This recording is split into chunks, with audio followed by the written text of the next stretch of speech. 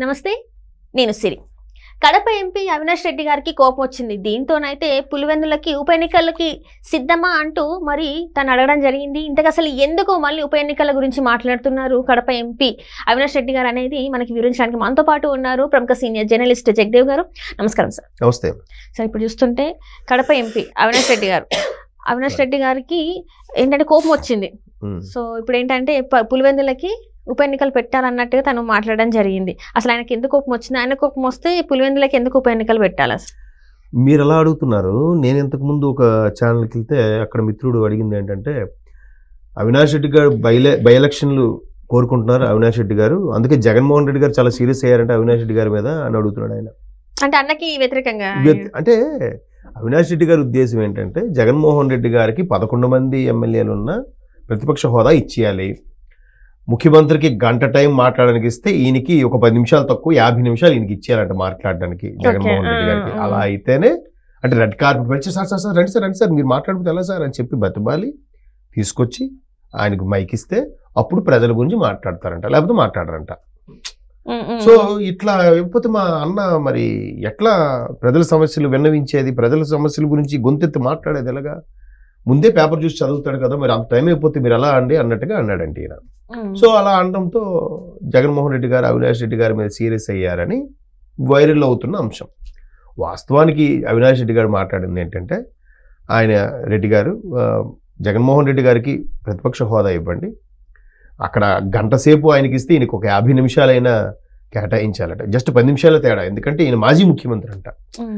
So ఈయన demands ఈయన చెప్పారు. కాదు కూడదంటే మీరు ఒకవేళ అనర్హత వేటు వేసి బై ఎలక్షన్కి వెళ్ళే ఉద్దేశం ఉంటే దీంతో పాటు పిఠాపురము, కుప్పము ఇవన్నీ కూడా మళ్ళీ నిర్వహించండి, మాకు 40% ఓటింగ్ వచ్చింది, ఈసారి ఎలా గెలుస్తారో మేము చూస్తాం అని. ఉన్న 11తోనే ఇదవుతుంది. ఇప్పుడు ఇలా మాట్లాడడం వల్ల ఏమవుతుంది? ఈసారి ఆ అసలైన నాయకుడి సీటు కూడా పోయింది అనుకోండి. పవన్ కళ్యాణ్ కాబట్టి మళ్ళీ బౌన్స్ బ్యాక్ అయినట్టు వెనక్కి వచ్చాడు, కానీ ఈయన మరి నిజంగా ఈయన సీటు కానీ మరలా ఓడిపోయినట్టయితే ఈయన పరిస్థితి ఏంటో ఒకసారి ఆలోచించండి, ఊహించుకోండి ఒకసారి. ఈయన మళ్ళీ 11 మంది ఉంటేనే అసెంబ్లీకి రావడానికి నచ్చట్లేదు ఈయన. అవమాన భారమో లేదా గిల్టీ ఫీలింగో whatever it may B.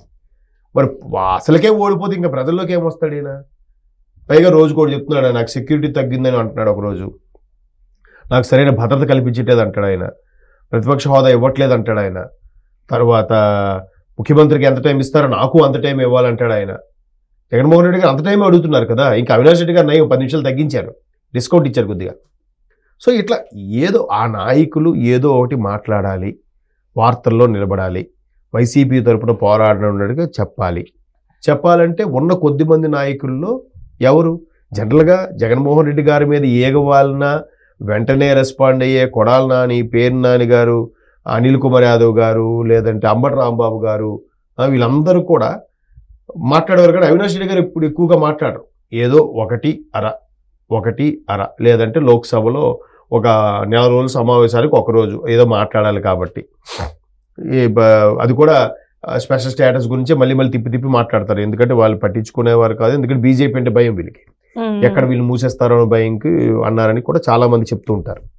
So మొత్తానికి అలా మాట్లాడే వ్యక్తి ఇప్పుడు ఈ విధంగా మాట్లాడేసరికి, అరే నువ్వు మాట్లాడేది సరిగ్గా మాట్లాడరా బాబు, నిజంగా బై ఎలక్షన్స్ వస్తే మన పరిస్థితి ఏంటి అనేలా కూడా వెళ్తుంది కదా. ఇప్పుడు ఎందుకంటే ఎలక్షన్స్ ముందు కాబట్టి ఎవరు వస్తారో ఎవరు పోతారో తెలియదు, గవర్నమెంట్ మాదొస్తుంది అనుకోని చెప్పి మభ్య పెట్టారు.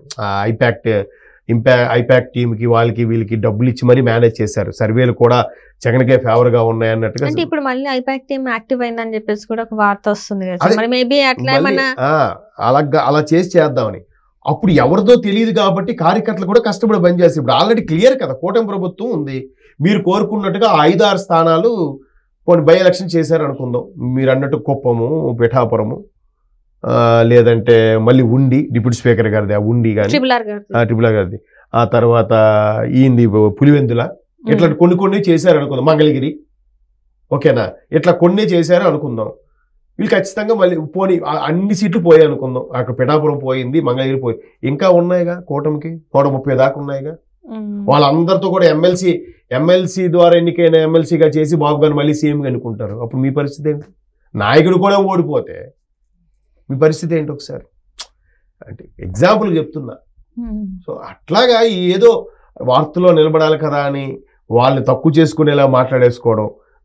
పులివెందులతో పాటు కుప్పము పిఠాపురంలో కూడా పెట్టండి, మాకు 40% ఓట్లు వచ్చాయంటే ఇప్పుడు అన్ని 80లు 90లు వచ్చి తెలుగులో 20 వస్తే ఫెయిల్ అయినట్టే కదా.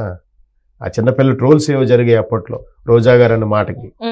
అట్లాగా 40% ఓట్లు వచ్చాయంటే ఎలా వచ్చాయి? మరి అవే 40% ఓట్లు మీరు వాళ్ళకి వచ్చింది వాడు మీ ఈవీఎం ముఖ్యమంత్రి అంటున్నారుగా చంద్రబాబు నాయుడు గారిని.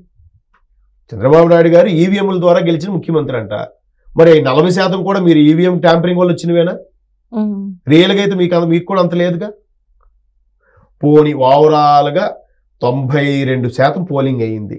సో 40% వీళ్ళకి వచ్చాయంటే మిగతా 60 వాళ్ళకి ఉన్నట్టేగా, వీళ్ళకన్నా ఎక్కువ.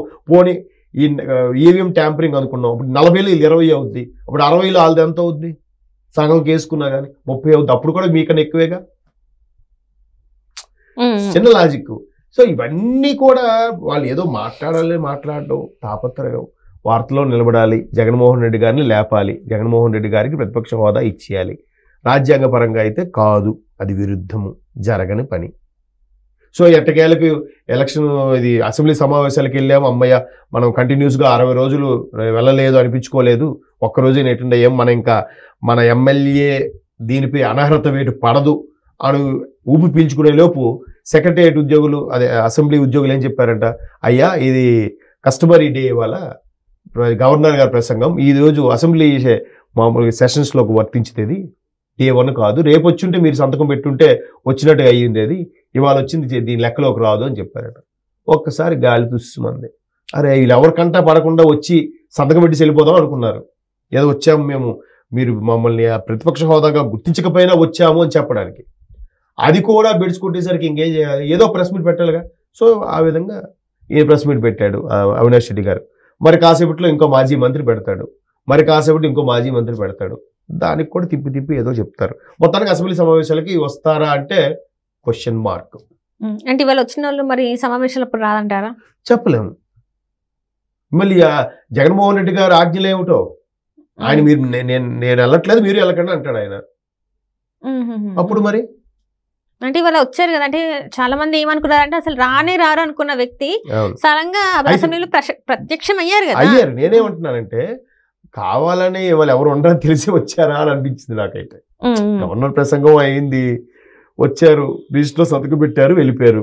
బట్ ఇవాళ అసెంబ్లీ సమావేశాలు డే కౌంట్ కాదు ఈరోజు.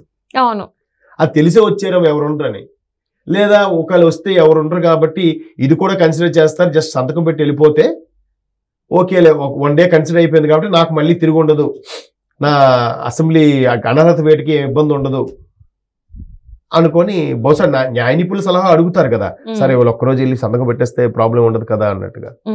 ఎందుకంటే రాజ్యాంగం ఎవరికి పూర్తిగా అవగాహన ఉండదు నాకు తెలిసి, న్యాయ నిపుణులు లేకపోతే వేరే వాళ్ళు నిష్ణాతులు చెప్పేదాన్ని బట్టి కాబట్టి. సో అట్లాగా అడిగి ఉంటారు. మేబీ వాళ్ళకి కాదని విషయం వాళ్ళకి తెలియక వెళ్ళి సీరియస్గా సంతకం పెట్టి వచ్చేసారు. సో దాన్ని ఇంకొన్నాళ్ళు పొడిగించాలి, మన ప్రజల్లో నాలుతూ ఉండాలి, మాట్లాడుతూ ఉండాలంటే ఇలాంటి ఇష్యూ ఏదో ఒకటి లేవనెత్తాలి. ఒక ఎంపీ అవినాష్ రెడ్డి గారో లేదా మిథున్ రెడ్డి గారో పెద్దిరెడ్డి గారు ఎవరో ఒకరు మళ్ళీ ప్రెస్ మీట్ పెట్టి ఏదో ఒకటి మాట్లాడాలి.